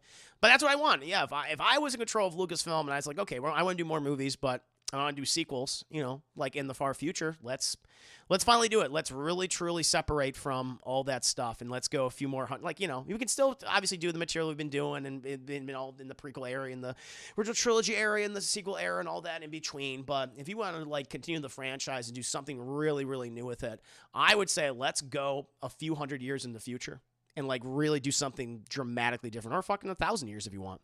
Let's just do that. We have to at this point. I think that would be. It would be risky, bold, but also people be like, oh, what the fuck's going on here? I want almost people don't even recognize it to a degree. There's some familiarity with it, just a little vestiges of what came before. But for the most part, it's like, wow, this is really different. I think that's what it needs to happen. And it needs to happen. Star Wars can't always be so safe. And I think if they make a good break from the original trilogy and stop constantly waddling between the two, then I think you'll have a lot more success. That's what I would like to do. Yeah. I think new movies are going to take place in the old. No, I think so too. I mean, either you go in the far future, go in the far past. And if they want to do that, it's fine with me. Whichever they want to do, I'm like, hey, that's fine. We're still going to get content within these eras of Star Wars that we're familiar with. But if you want to continue or if you wanted to continue the Star Wars franchise into the future, you got to do either of those things. Far past or far future. Thank you, Casey. I appreciate that. Thank you. RD, I'm kind of tired. I'll catch you. Oh, no problem, RD. No problem at all, man. No, get your rest, get your sleep. Listen, I'm not going to be going on for much longer either since, still a little tired from last night. I'm feeling pretty good. Some good questions tonight. I go for the brand new timelines and new characters. Yeah, let's do that. They need to move away. I mean, we're still going to get content in these eras. It's never not going to stop. But if we want to do some new things with these properties, let's go 4,000 years back, or let's go 1,000 years in the future. That's what I would do. August, thank you for the 25 biddies. Appreciate that. Thank you, guys. Because you like the Han Solo movie. I personally thought it was dull. Yeah, I thought it was dull too. I mean, it wasn't bad. It was just like, I don't know. It just felt kind of uninspired. I really wanted to see what Phil Lord and Chris Miller were going to do. Apparently, they shot 75% of the movie, and they just scrapped it. I really wanted to see that. I want to see what their version was going to be. I guess it ruffled a few feathers at Lucasfilm because they were fired from it. I mean, they say we were leaving, they were fired. So I would have loved to have seen what that movie would have. I think it would have been better. But we'll never know. I never truly know, Joe. But yeah, to answer the question, let's get Grey Jedi. I think that'd be really cool and really exciting. And because I'm tired of seeing this constant fucking battle between the Jedi and the Sith. Clearly, neither works. They're both very flawed. And they keep killing each other constantly, whether either from within or from exterior threats. So let's do it. Let's fucking do it, chat. I think Ahsoka's technically a Grey Jedi. Yeah, I think she's a Grey Jedi. And now, chat, she even says, I'm no Jedi. Like in Rebels and stuff. Because I remember which great, Rebels is wonderful, in the second season when she confronts Vader. And where she's like, I'm going to fucking kill you. And he's like, killing is not the Jedi way. And she says, I am no Jedi. And it's like, yeah. I'm like, I like that shit. I think she's a balance. I mean, she's gotten dark. I love that. So maybe we'll see that again. What about Lumberjack Jedi? Well, that's the ultimate. That's the ultimate Grey Jedi, Lumberjack Jedi. That's when you've achieved mastery over the Force. And now, Chad, we have a final question. But thank you, Vanny Vanispheres. I love the Star Wars theme tonight, man. You know I love my Star Wars. This was an absolute pleasure. Absolute pleasure going over all these questions. And hope you love the Star Wars stuff, too. Newsy, love on the other side. Good to see you, Newsy. Reverend. Newsy Ducky, welcome. But now, chat, I think someone might have submitted a question late. Oh, we have another question from Stefan. So, I've not read his question. I think he submitted during the stream, which is totally fine. But we'll do Chris Ayers' question first, chat. If you had to make a sequel that should never, ever, under any circumstance, get a sequel, what would that be? I don't mean, then it shouldn't be made. I don't want to do that, but no. I love Big Trouble in Little China. That's one of my favorite movies of all time. It was super misunderstood when it originally came out. Critics didn't get it, audiences didn't get it, and then it was until years later people were like, oh, it's a critique on action films, and the prototypical white man is the hero trope, where the prototypical white lead, he isn't the hero of the movie, he's the sidekick, but he just doesn't realize it, and it's wonderful.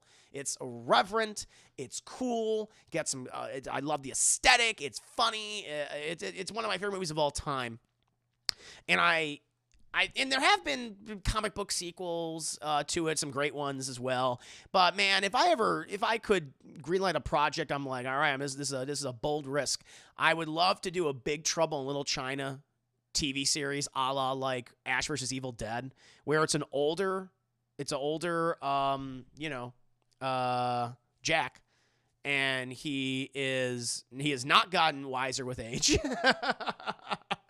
An older Jack Burton who has not gotten wiser with age. He has a son who is just as dumb as he is, probably played by Wyatt Russell, Kurt Russell's actual son. And, they're still going on all these adventures. And there's comics like Big Trouble in Mother Russia and Big Trouble in Great Britain and stuff. They've done sequels like this. And I would let's try to adapt those. And they bring back some of the original characters and they have new threats and things. And, hey, even crazier, chat. I mean, I would love it where, eventually we get to a point where it crosses over. And this is total fanboy. It crosses over with Evil Dead. We get Big Trouble in Evil Dead, with Evil Dead. I think that'd be fun. So you get these two idiots in Jack Burton and Ash Williams having to destroy Evil Dead or, some black Chinese magic or what other threat it is. That's what I would love. I would love to do that, where it starts as a miniseries of Big Trouble and it's connected to the Evil Dead universe. I think that would be amazing. And it would make sense, too, dealing with magic and things. So, yeah, that's a passion project I would love to do, like a TV series, like a Netflix streaming series or something like that. It'll never happen, but I would love it. Kurt Russell is amazing. He's great, and I love Kurt Russell. I'm a huge Kurt Russell fan, as you guys know. Yeah. You have to hurry across the up there. Yeah, you can do it, though. I mean, fucking Bruce Campbell's probably almost 70 at this point. I know that Kurt Russell's probably also 70, but they could do it. You fucking do it, chat. It's a great idea. Thank you, Mr. Humminator. Thank you. And the other one, which I've talked about before, it's not, at this point, I don't even know if I want to do it. I mean, I really, truly do want to see the proper Alien 3, where we ignore the events of the other Alien 3 and all those other movies, and it's a direct sequel to Aliens, and it follows Ripley and Newt and Hicks and Bishop, and it wraps up just the Alien series in general. I want that. Just retcon it. I mean, but at the same time, at this point, I don't know if they're gonna fuck it up. I don't think they can do it. We've had so many bad Alien movies, and I have my idea what I want for Alien 3. I've talked about it on stream, where it can tie everything together, even the prequels, which I don't like, but it's like, hey, let's try to make these work. We just ignored the events of Alien 3 do our own thing. But who knows? We're getting that Aliens TV series, which, it's Noah Hawley, who's a very talented showrunner and writer. He's doing that, guy behind Fargo and Legion. I just don't want Ridley Scott involved in any capacity anymore because he doesn't understand his own franchise. But other filmmakers haven't understood the franchise. Fox didn't understand the franchise for 30 fucking years. We'll see if Disney does. I don't know. But yeah, I would love to see a proper ending to the series because we haven't gotten a good Alien movie in soon to be 40 years, chat. 40 years, 35 years now. So that is. Yeah, I gotta recast my Betty White. Yeah, I gotta recast Betty White.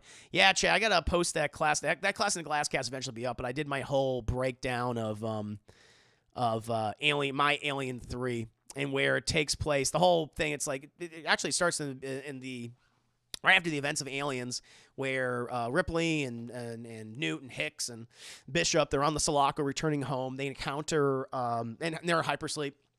The Sulaco encounters an unknown ship that fires upon them and it damages the Sulaco. Sulaco's automated systems come on. They fight against the ship. But during the ensuing battle, Hicks and Ripley's hypersleep pods are damaged, causing them to age naturally. And so eventually they're picked up, but they have aged quite some time. They're found by the Colonial Marines and Weyland-Yutani, who hide the events of Weyland-Yutani specifically hides the events of what happened during the combat with the unknown ship, and Weyland-Yutani basically threatens Hicks and Ripley over the situation happened on LV-426, and they threaten Newt, and Hicks and Ripley eventually take this deal where, okay, we'll remain silent this entire time as long as, you stay away from us, and they get a whole bunch of money from it. And it's years later, Newt is, a young woman now, probably like 18, and they live on this space station near Earth. Then they have a family. Ripley is married to Hicks at this point. But Newt is traumatized by the events of LV-426, and she and some amateur investigators have learned new information about Weyland-Yutani and how they're not the company they once were, and their colonies are disappearing. And the only consistent thing from all these disappearances is the appearance of a specific ship called the USS Covenant, which is the ship from Alien Covenant, which was commandeered by Dave at the end of the film. And that's how I would combine the modern Alien films with the prequels, where David is still alive, and he has been doing his experiments on the Covenant for quite some time to achieve his perfect life form. Newt learns about this information and her amateur investigators, and goes to Ripley and her mother and, you know, her father and Hicks, and she says we have to stop this, and Ripley's like, we can't do this anymore. And the thing that would convince them, because you got to have a good reason to convince them to go. Like, why are we doing this again? And she says, so you don't want to go? And she goes, no. And she's like, well, what if you didn't go to LV-426 all those years ago? I would be dead.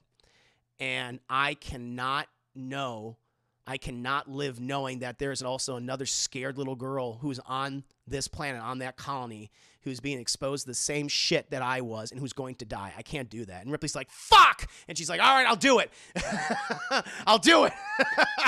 And they agree, but they're like, we're not going alone. And they put together this mercenary team, and I had this idea for who I would cast in the movie, and it's these old veterans from, you know, the Clone Marines, and I want to get like Regina King and Delroy Lindo, and I wanted who else did I suggest? J.K. Simmons, and maybe Stephen Lane and stuff, and like we're gonna fucking go. And like Betty White was gonna be my crotchety captain. She was gonna be my she's like the captain of the ship that they were gonna fly there. I thought she would like, you know, kind of like the audience favorite character, because she always has something smart to say. And she had a granddaughter who is, you know, she loves, and who's also like infatuated with space and things. And I also had like another character who is this who betrays Weyland-Yutani, who I kind of pictured. Who's the guy? My boyfriend. Who's the guy I'm always lusting over, chat? David from The Guest. Help me out here. Oh, help me out here, chat. Oh God. The guy I'm always like, cast him and everything. Why can't I remember him? Not Corey. No. God damn it. No. Absolutely not. Oh shit. Dan Stevens. Thank you, Jay. Like, he's like the betrays. He's not your corporate sleaze. He's the opposite of Burke from Aliens. And he's like, listen, they're doing some fucked up shit. This needs to be stopped. And he's the one that reveals all this information to them, which, you know, Newt's friends and amateur investigators learn about. And, you know, they eventually go to this colony world where they pinpoint where the next abduction will happen, because these just appearing, these colonies keep going away, and they would go there, and where they would be confronted with David, who is still in his quest for all these decades to create the perfect organism, and he does so. And he has all these, I would have all these different designs for the new alien abomination creatures, these amalgamations of human and alien DNA, and they're just horrific Frankenstein abominations. But it's all in his quest to create the perfect organism, which is the Alien King, which has been featured in alien fiction. It has been in lore and stuff. You can find the design. It's really scary, and it's this pure organism. It's very powerful. And what he wants to do is he's taken the Covenant ship, and he has turned into a colony seeder. And so on this massive colony ship, it'll have tons of escape pods, basically, with sublight capabilities, which will colonize worlds, land on worlds of humans, and breed these alien kings, basically, wiping out humanity, which is what his quest is for years. And circumstances would happen. They would fight him, fight the alien king, et cetera, et cetera. And that would be my ending. That's how I would want to end it.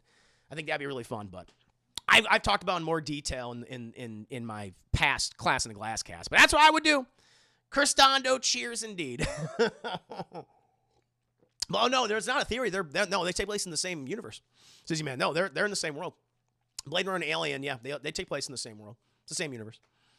Alien God. Yeah, this is my Alien King. Over 2021 sequel to be good. Have it since been confirmed. Do vs. Evil for what? Oh, Mortal Kombat? Oh, yeah, I don't know. I'm really looking forward to it. He's so good in the guest. He is so good in the guest chat. That's right. No, it's true. Dan O'Bannon. I would name the space station after. I'll call it O'Bannon Station that they live on in reference to the original screenwriter Dan O'Bannon. Yes. But that's my idea, chat. I think you talked about during the Alien 3. Yeah, I think I did. Yeah, I did. And I went into a lot of detail, chat. So I don't know. That's what I would want. That's how it's like if I had to, it's like, and I even challenged myself, how do I make those previous prequels work? And like, okay, let's wrap it all up in here. That's what I would do. But I don't think that's going to happen. When I'm watching Netflix right now, nothing. Most recently I had finished watching Witcher. But I don't know what next series I'm going to be watching. Medea's Homecoming, definitely. That's going to be on there, chat. Can't wait for that. Yeah. I don't know. What's the next big Netflix show that's coming out? Not sure. Ozark. I haven't watched all of season 1 of Ozark. Didn't really care for it, though. People swear by it, so.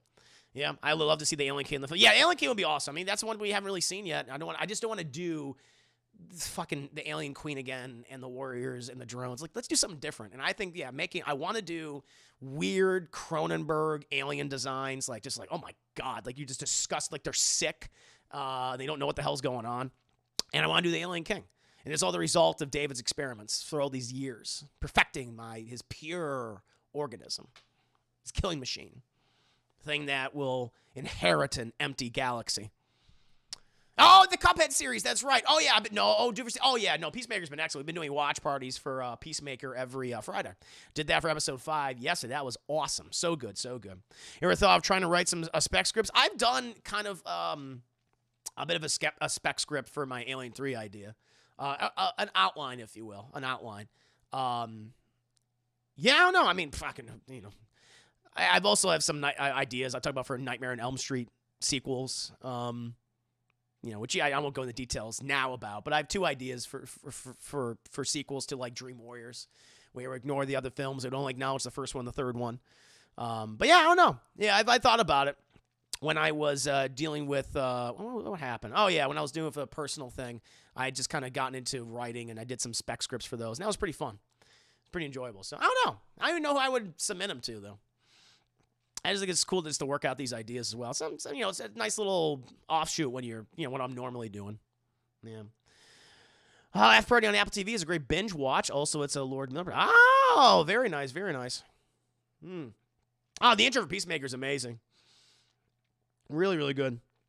The Netflix interactive cartoon cap. We're good. No, I have not seen Archive 81. Nice shot. Can't deny the Dream Demons, baby. I will deny that one. You were talking about Alien, like how kids talk about Dragon Ball after GT came out. So many fan-made Super Saiyans. I know. I feel like mine is I have a little more depth to mine. I've worked out my ideas at the very least, the broad strokes, if you will. Certain scenes that I picture in my mind that would be a good end to certain characters and their relationships, but giving giving fans what they want, but also making it very natural and makes sense. At least that's how I feel. Have you seen the show Barry? Yeah, Barry's fucking amazing. I can't wait for the next season. Barry's really, really good. Very excited for that one. That's on, was that an HBO Max show? I forgot what platform that's on. But that is so good. But chat, you know what? Now we can go to Stefan's question. I don't remember what as fuck. Doesn't AF stand for as fuck? I think that stands for as fuck. So let me go ahead and get to Stefan's. Now I have not. This one was submitted during the stream, so I'm just going to answer this off the cuff. Hey, sorry, this is last minute, so I'll make it short. Question 1: with more shows from Asia breaking into the mainstream, Squid Game, Arcane, anime, etc., do you see the U.S. being more accepting of Asian media? Can the East actually beat the West in the media battle? Sure. Well, I feel like Western audiences have been more accepting of Asian media for the last probably several decades. It gets better and better, and it's become more, culturally open. I think that's inevitable, and with the advent of streaming, I think that's made it a lot easier for people to consume content. Where without streaming beforehand, it would be hard to see like something like a Squid Game on a whatever American channel. It would never get greenlit on on CBS or NBC or something like that, or even something like USA, hell, even FX, which does a lot of great programming. And so I think thanks to streaming, and just the internet in general, that's made it a lot easier for people to consume this types of content. So I feel like it has been. It's been getting better. People have been more accepting of these kind of projects in the West and these kind of shows I'd say for the past 20 years. I think it'll just get better in that way. So, but yeah, I think, very, very accepting. I think it's been great. Question 2. 2022 has kicked off to a good start with Peacemaker, in my opinion. A great original show while still being a spinoff. Have you lost hope for originality in shows, movies, and games? Games I still think have room for more stories, but movies and shows seem to be running out. Thanks for answering the last minute. Keep up the good work, sir. Thank you. I feel like video games and TV shows at the moment have the ability to be a little more original than films right now. Just because, they're not as expensive as movies typically. And, they're more long form, able to get away with a little more, able to define things a little bit, with more time. Whereas in a movie, you're like, hey, we can't explain all this shit within this amount of time. Cut it out, or we're not going to do it anyway. Where I think you can get away with a lot more in an animated show or a regular live action show or a video game. So I think we see more originality there. Where films now, especially, I think in these last 2 years of the pandemic, we're going to see less and less originality. We're going to see more studios going like, fuck it, we're not going to put out mid-budget movies. We're not going to put out low-budget movies unless it's like a horror thing, but it's like, no, we're going to theatrical. We're going to release blockbusters. That's what it's going to be. And if we do mid-budget films or if we do low-budget movies, they'll be on our streaming services. I think we'll see that more than ever. In theaters are just going to be relegated, just have blockbuster films. I think that's how it's going to happen. I could be wrong though. I mean, we'll see. But just kind of like in the last 2 years, what we've seen, it's like, okay, clearly people are they're going to the theater for genre movies. They're going to the theater for blockbuster films. They're not going to the theater. I mean, sometimes, but they're not going to theater to see the latest drama. They're just not at all. So I think that's what's going to be happening. And that's why you're going to see more originality for TV or video games, because they just have more time to do it, and they're not as expensive most of the time. Not to say that video games aren't expensive. They absolutely are. With those huge AAA games or even certain TV shows, they demand like a lot of effects and huge casts and stuff. But certainly less expensive than movies. Jackass 4. The people are going to go see Jackass 4. People have been asking for Five Nights at Freddy's movie. I think the TV series would be better. I just feel like, we'll see. We'll see. Do you think Resident Evil would work better as a series more than a film? I think you can do a movie. I think you can do it. I just think that people just haven't done it right. Welcome to Raccoon City. They did the opposite of what they should have done. Where it's like, we're going to combine the games into 2 games into one movie. It's like, why are you doing that? It's like, no, I think we can still make a good live action adaptation of Resident Evil. It's a B, like those games and their stories, they're goofy. They don't make any goddamn sense, but they're B horror films, and they indulge in that. And for whatever reason, filmmakers have not been able to copy that to films. It's like, have fun with it, be irreverent, have interesting characters, have characters with big personalities, and that will speak for itself. You don't necessarily have to have the strongest story in the world, the most original story in the world when adapting a Resident Evil game. I don't think you need to, but those characters need to stand out. Those characters need to be fun. We need to identify with them. We need to love them. And for whatever fucking reason, whether it be Paul W.S. Anderson, which even though in hindsight, I admit the movies that of his that I've seen in the Resident Evil universe are better than what happened recently with Raccoon City. Those characters suck. They all fucking suck. And so you need to focus on that. And I think that'll really help the movie overall, because no one likes any of those characters in Raccoon City. They didn't resemble the characters from the games at all. So it's possible. It's possible. A TV series, I guess they could do that too. Maybe a mini series for each game or something. But I think it could work. I think it could work as a movie. I do. I really, really do. But maybe a TV show's the way to go. Cristano, last movie you saw in theaters, actually, wow, that was a long time ago. You're right. I'll go to the theater now for Blockbuster, something I really want to see. I think that's what it's going to be. I think that's how it's going to be for quite some time. Thank you, Jason. Thank you, Jason, for the 10 biddies. Evening to you, Jason. Hope you're doing well. Just answering questions. Let's see here. Stick to one movie, you big dummies. And yep, 100% Glee. I don't know why. One movie, one game. Dumb. Bunch of dum-dums. Hey, Juicy, can I use your voice in a movie? Sure. Hell yeah. Let me know what you want to record it for. I wish we got George Romero's already film. Yeah, who knows? That's right. Yeah, I know that he wrote. I guess that script's out there. I've never read it. Green points there, Chris. Thank you, dude. Thank you, dude. Appreciate that, man. I give Resident Evil 2002 a low man. I would give it like, I like that movie. I think it's fine. I think that one and the third one. I think I would give them like high rentals, but they're better than the most recent one, which I hate. I hate that new movie. That movie sucks. Such a waste of time. I hate to say it, I think the pandemic was good for the theater industry. We had all these stagnant theaters that didn't want to change with the times. Now the companies are all about the customers again. I hope so. Draft House, that's the theater chain, and they're all around the country, but they're primarily situated in the American Southwest, and they're fantastic. They've always had great policies, though, but I hope more theater chains have started doing that, because I've been to AMC fucking sucks. I don't know if they've changed their policies or how they've done things, but those theaters, AMC and Regal, maybe to a lesser degree, Cinemark, I've never liked them. But if they've gotten better, hey, good. But I don't know if they'll ever hold a card to the Elma Draft House, who I legitimately do like. So, how much money do you want for your voice? I don't know. I mean, August, if you want, you could send me an email about this project you're working on. We can work out any details. Just need to know more information about it. But there's my business email, classintheglass1@gmail.com, so we can talk about it more in the future. So feel free to send me any information on whatever this project is. Glee, I go to Blockbusters and kid movies now. Make a good time for the kid. Yeah, that's the thing. That's what people are going to, And I understand why. Listen, because I know people are like very mad that Guillermo del Toro's movie, what was it called? I remember the name of Nightmare Alley. That they were removing screenings of that film to fill in more screens of Spider-Man No Way Home.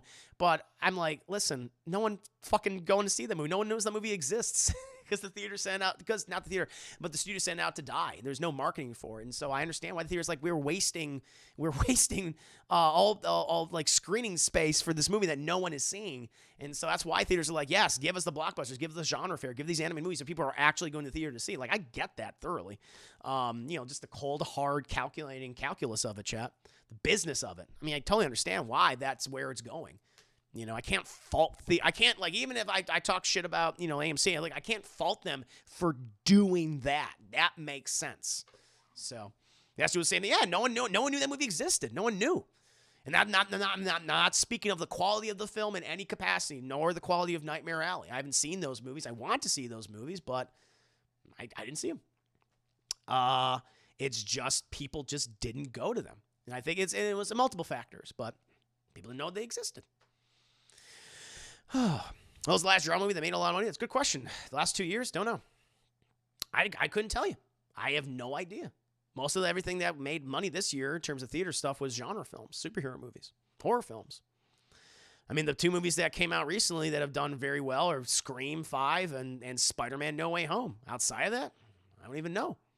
Probably someone from China. Was checking in. Good night, Herman. Not sure how long you were streaming, but I'll see you tomorrow. No, thank you, Daryl McCoy. It was a pleasure to have you stop by. No problem. No, you got to get going. I'll be wrapping up very soon, so no worries at all. Just doing Class and Glasscast, answering some really good questions, providing them robust answers. It's been fun. What was the last drive-in movie theater you went to see? I know this. It was it was Dr. Dolittle 2. I think it was Dr. Dolittle 2 and Finding Nemo. I think it was back-to-back, those two movies. I think that was it. I think that was or was it? I think that's what it was. Dr. Dolittle 2 and Finding Nemo. Jason Timmy also thinks like never can be watched at home. Spider-Man is something that are meant to be experienced in a crowd theater. The biggest scenes possible. Yeah. To each their own, of course. Doctor Strange 2 going to be bigger than Spider-Man? Are you thinking that? I don't know, man. Spider-Man's Spider-Man. I think Doctor Strange is going to be very big. I'm very excited about that. Can't wait for Doctor, but we'll find out. I mean, they're going to be delving into the multiverse and things, so I think they'll be picking up. I think we'll see some returning characters from other franchises.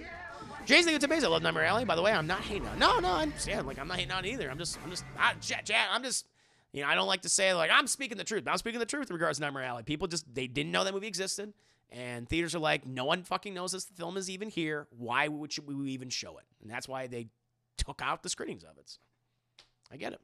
You went to see The Green Knight, that kind of had an indie film. That's true. I did. That was in the theater. I saw that in the theater. Yeah, I think we'll see X-Men and Doctor Strange. I think we're going to see Hugh Jackman's Wolverine. I think he'll be in that movie. But again, I could be wrong. Chris, do you wish Peter Jackson Halo movie got made? Yes. That should have been Neil Blomkamp's film after District 9. He should have done District 9 and then the Halo movie instead of everything he did afterwards. In hindsight, I wish that happened. Yes, indeed. Dr. H2 is a Green Mirror Tornado. Cool. Last movie I saw at drive-in theater was The Da Vinci Code. 2006. I remember that. Hot Pickles. Never will be on HBO Max next month, so maybe we'll see it. I'll see it that way. That's how I'm going to watch it. Very cool. But yeah, Chad, that's kind of wrapping up. That was the last question from Stefan Duncan Henry. Thank you so much, good sir, being described, and also to Mr. Ayers as well. But I guess I could ask you, Chad. I felt like it has been, but back to his first question. I guess I want to ask your opinions on this. With more shows from Asia breaking to the mainstream, Squid Games, etc., anime. Do you see the U.S. becoming more accepting of Asia? I feel like it has been for decades, though. I feel like, and with the advent of streaming and the internet, more so than ever. I don't think it's been a recent trend. I feel like it's been going that direction for Jesus, going on 25, nearly 30 years now. At least that's how I think. Yeah. Oh, that was a Halo filmer back in 2006. It wasn't even a rumor. They were going to do it. Peter Jackson producing it, and Neil Blomkamp filmed concept footage. You can find it online still. But that eventually became District 9. Because whatever reason they couldn't get it together. I forget what it was. Microsoft issue, I'm not sure. But yeah, you can find it. He was going to do it. That's what it should have happened. When I hear Peter Jackson's name, I think of Dead Alive. Excellent horror film, horror comedy. I wish he would make more movies like that again, but he doesn't seem to be interested. Sure about Doctor Strange 2, Martin Lawrence? I don't know, man. I'm excited for it, but what are your concerns? Jason, I don't think Disney gave a shit about it since they acquired from Fox. Oh yeah, true. They had The Last Duel and even West Side Story were sent out to die. Disney didn't care about Fox film except for the X-Men franchise, and Free Guy knows that's a big hit. Yeah, I guess, yeah. Well, they inherited these movies and they're like, we don't know what to do with these. So I kind of understand that too. They're like, whoa. Yeah. But again, even with the proper marketing, and I don't know how well something like The Last Duel or Nightmare Alley. Again, the marketing for Nightmare Alley was awful. I'm like, what is this? This looks like another generic Guillermo del Toro movie. But Afternoon Tune, thank you for the 10 biddies. You hear about Tom McGuire's being in Doctor Strange 2. I have not, but I wouldn't be surprised if he's in it. It would make sense. I think the West will soon be more accepting of live-action media from Asia. They've already accepting of anime. I think they have been for a long time, though. Look at something like Parasite. That was such a huge commercial success in the West.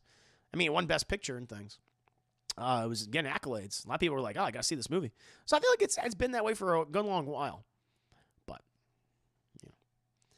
hey, did you check out the Shock 'em Dead trailer I sent you? I have not yet checked it out. I've not checked it out. 12-hour stream. I was resting for most of the day. I was working on content. But I'll check it out in the future. Definitely check it out in the future. Probably sometime this week. Thank you again for sending it my way. Didn't they drop a whole Halo trailer today? They did? Oh, shit. I didn't even know. I didn't want to know. I don't want it to be a cameo. Oh, no, I agree with you, Black. No, I understand that. You don't just want them like, hey, here's this guy and this guy. No, I agree with you. I would prefer that if you're going to have these characters from other franchises come in, that they play a role in the movie, much in the same way that characters in No Way Home were supporting characters. They were main characters. And I want that. I agree with you. I just don't want there's that and this. And no, thank you. So I'm with you in that regard. Yeah, that's a legitimate concern. I see where you're coming from. But there's a full-length Halo trailer. Let's fucking check it out. I didn't know they released one. I had no idea. That'll be the last thing we do tonight, chat. We're going to look at this Halo trailer if it is indeed come out. Did it come out? I see something from a month ago.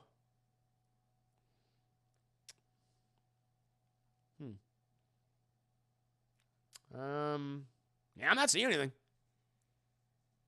It came out today. Yeah, I got the latest, at least what I have popping up is from which we did react to was from a month ago. Okay, nothing's coming out. Okay. Just want to be sure. Yeah, I reacted to it a while ago. Oh, they released a trailer. Yeah, they released it like a month ago, which I reacted to that one. Oh, you're saying it's coming out next week. Oh, gotcha. Okay, cool. No, I'll react to it then. Cool. During the sports ball games. I guess the Super Bowl's coming out soon. Is that happening? Yeah. I guess that's in February, I guess. Yeah. Wait, that look forward to. That'd be fun. But yeah, Joe, we had some good questions today. Again, thank you to Vanispheres. Thank you again to Chris Ayers. Thank you again to Stefan for your questions. Thank you for being subscribers in the Patreon. Really do appreciate it. Chat, hey, you want to submit questions to me? You can at the Revanite and Juicy Gangster level. Go ahead and post the link in the chat to the Patreon if you're indeed interested in doing that. Like I said, I don't just give you yes, no, maybe answers. I gave some thick fucking answers today. You got to give me that shit. I gave some thick answers today. Very happy about that. But now, my friends, I am probably going to head out. I hope you had fun with this Class in the Glass cast. Not as long as usual today, just because, we had some good questions. Very good questions. But obviously, it's late, and I'm a sleepy baby still. I'm a sleepy baby.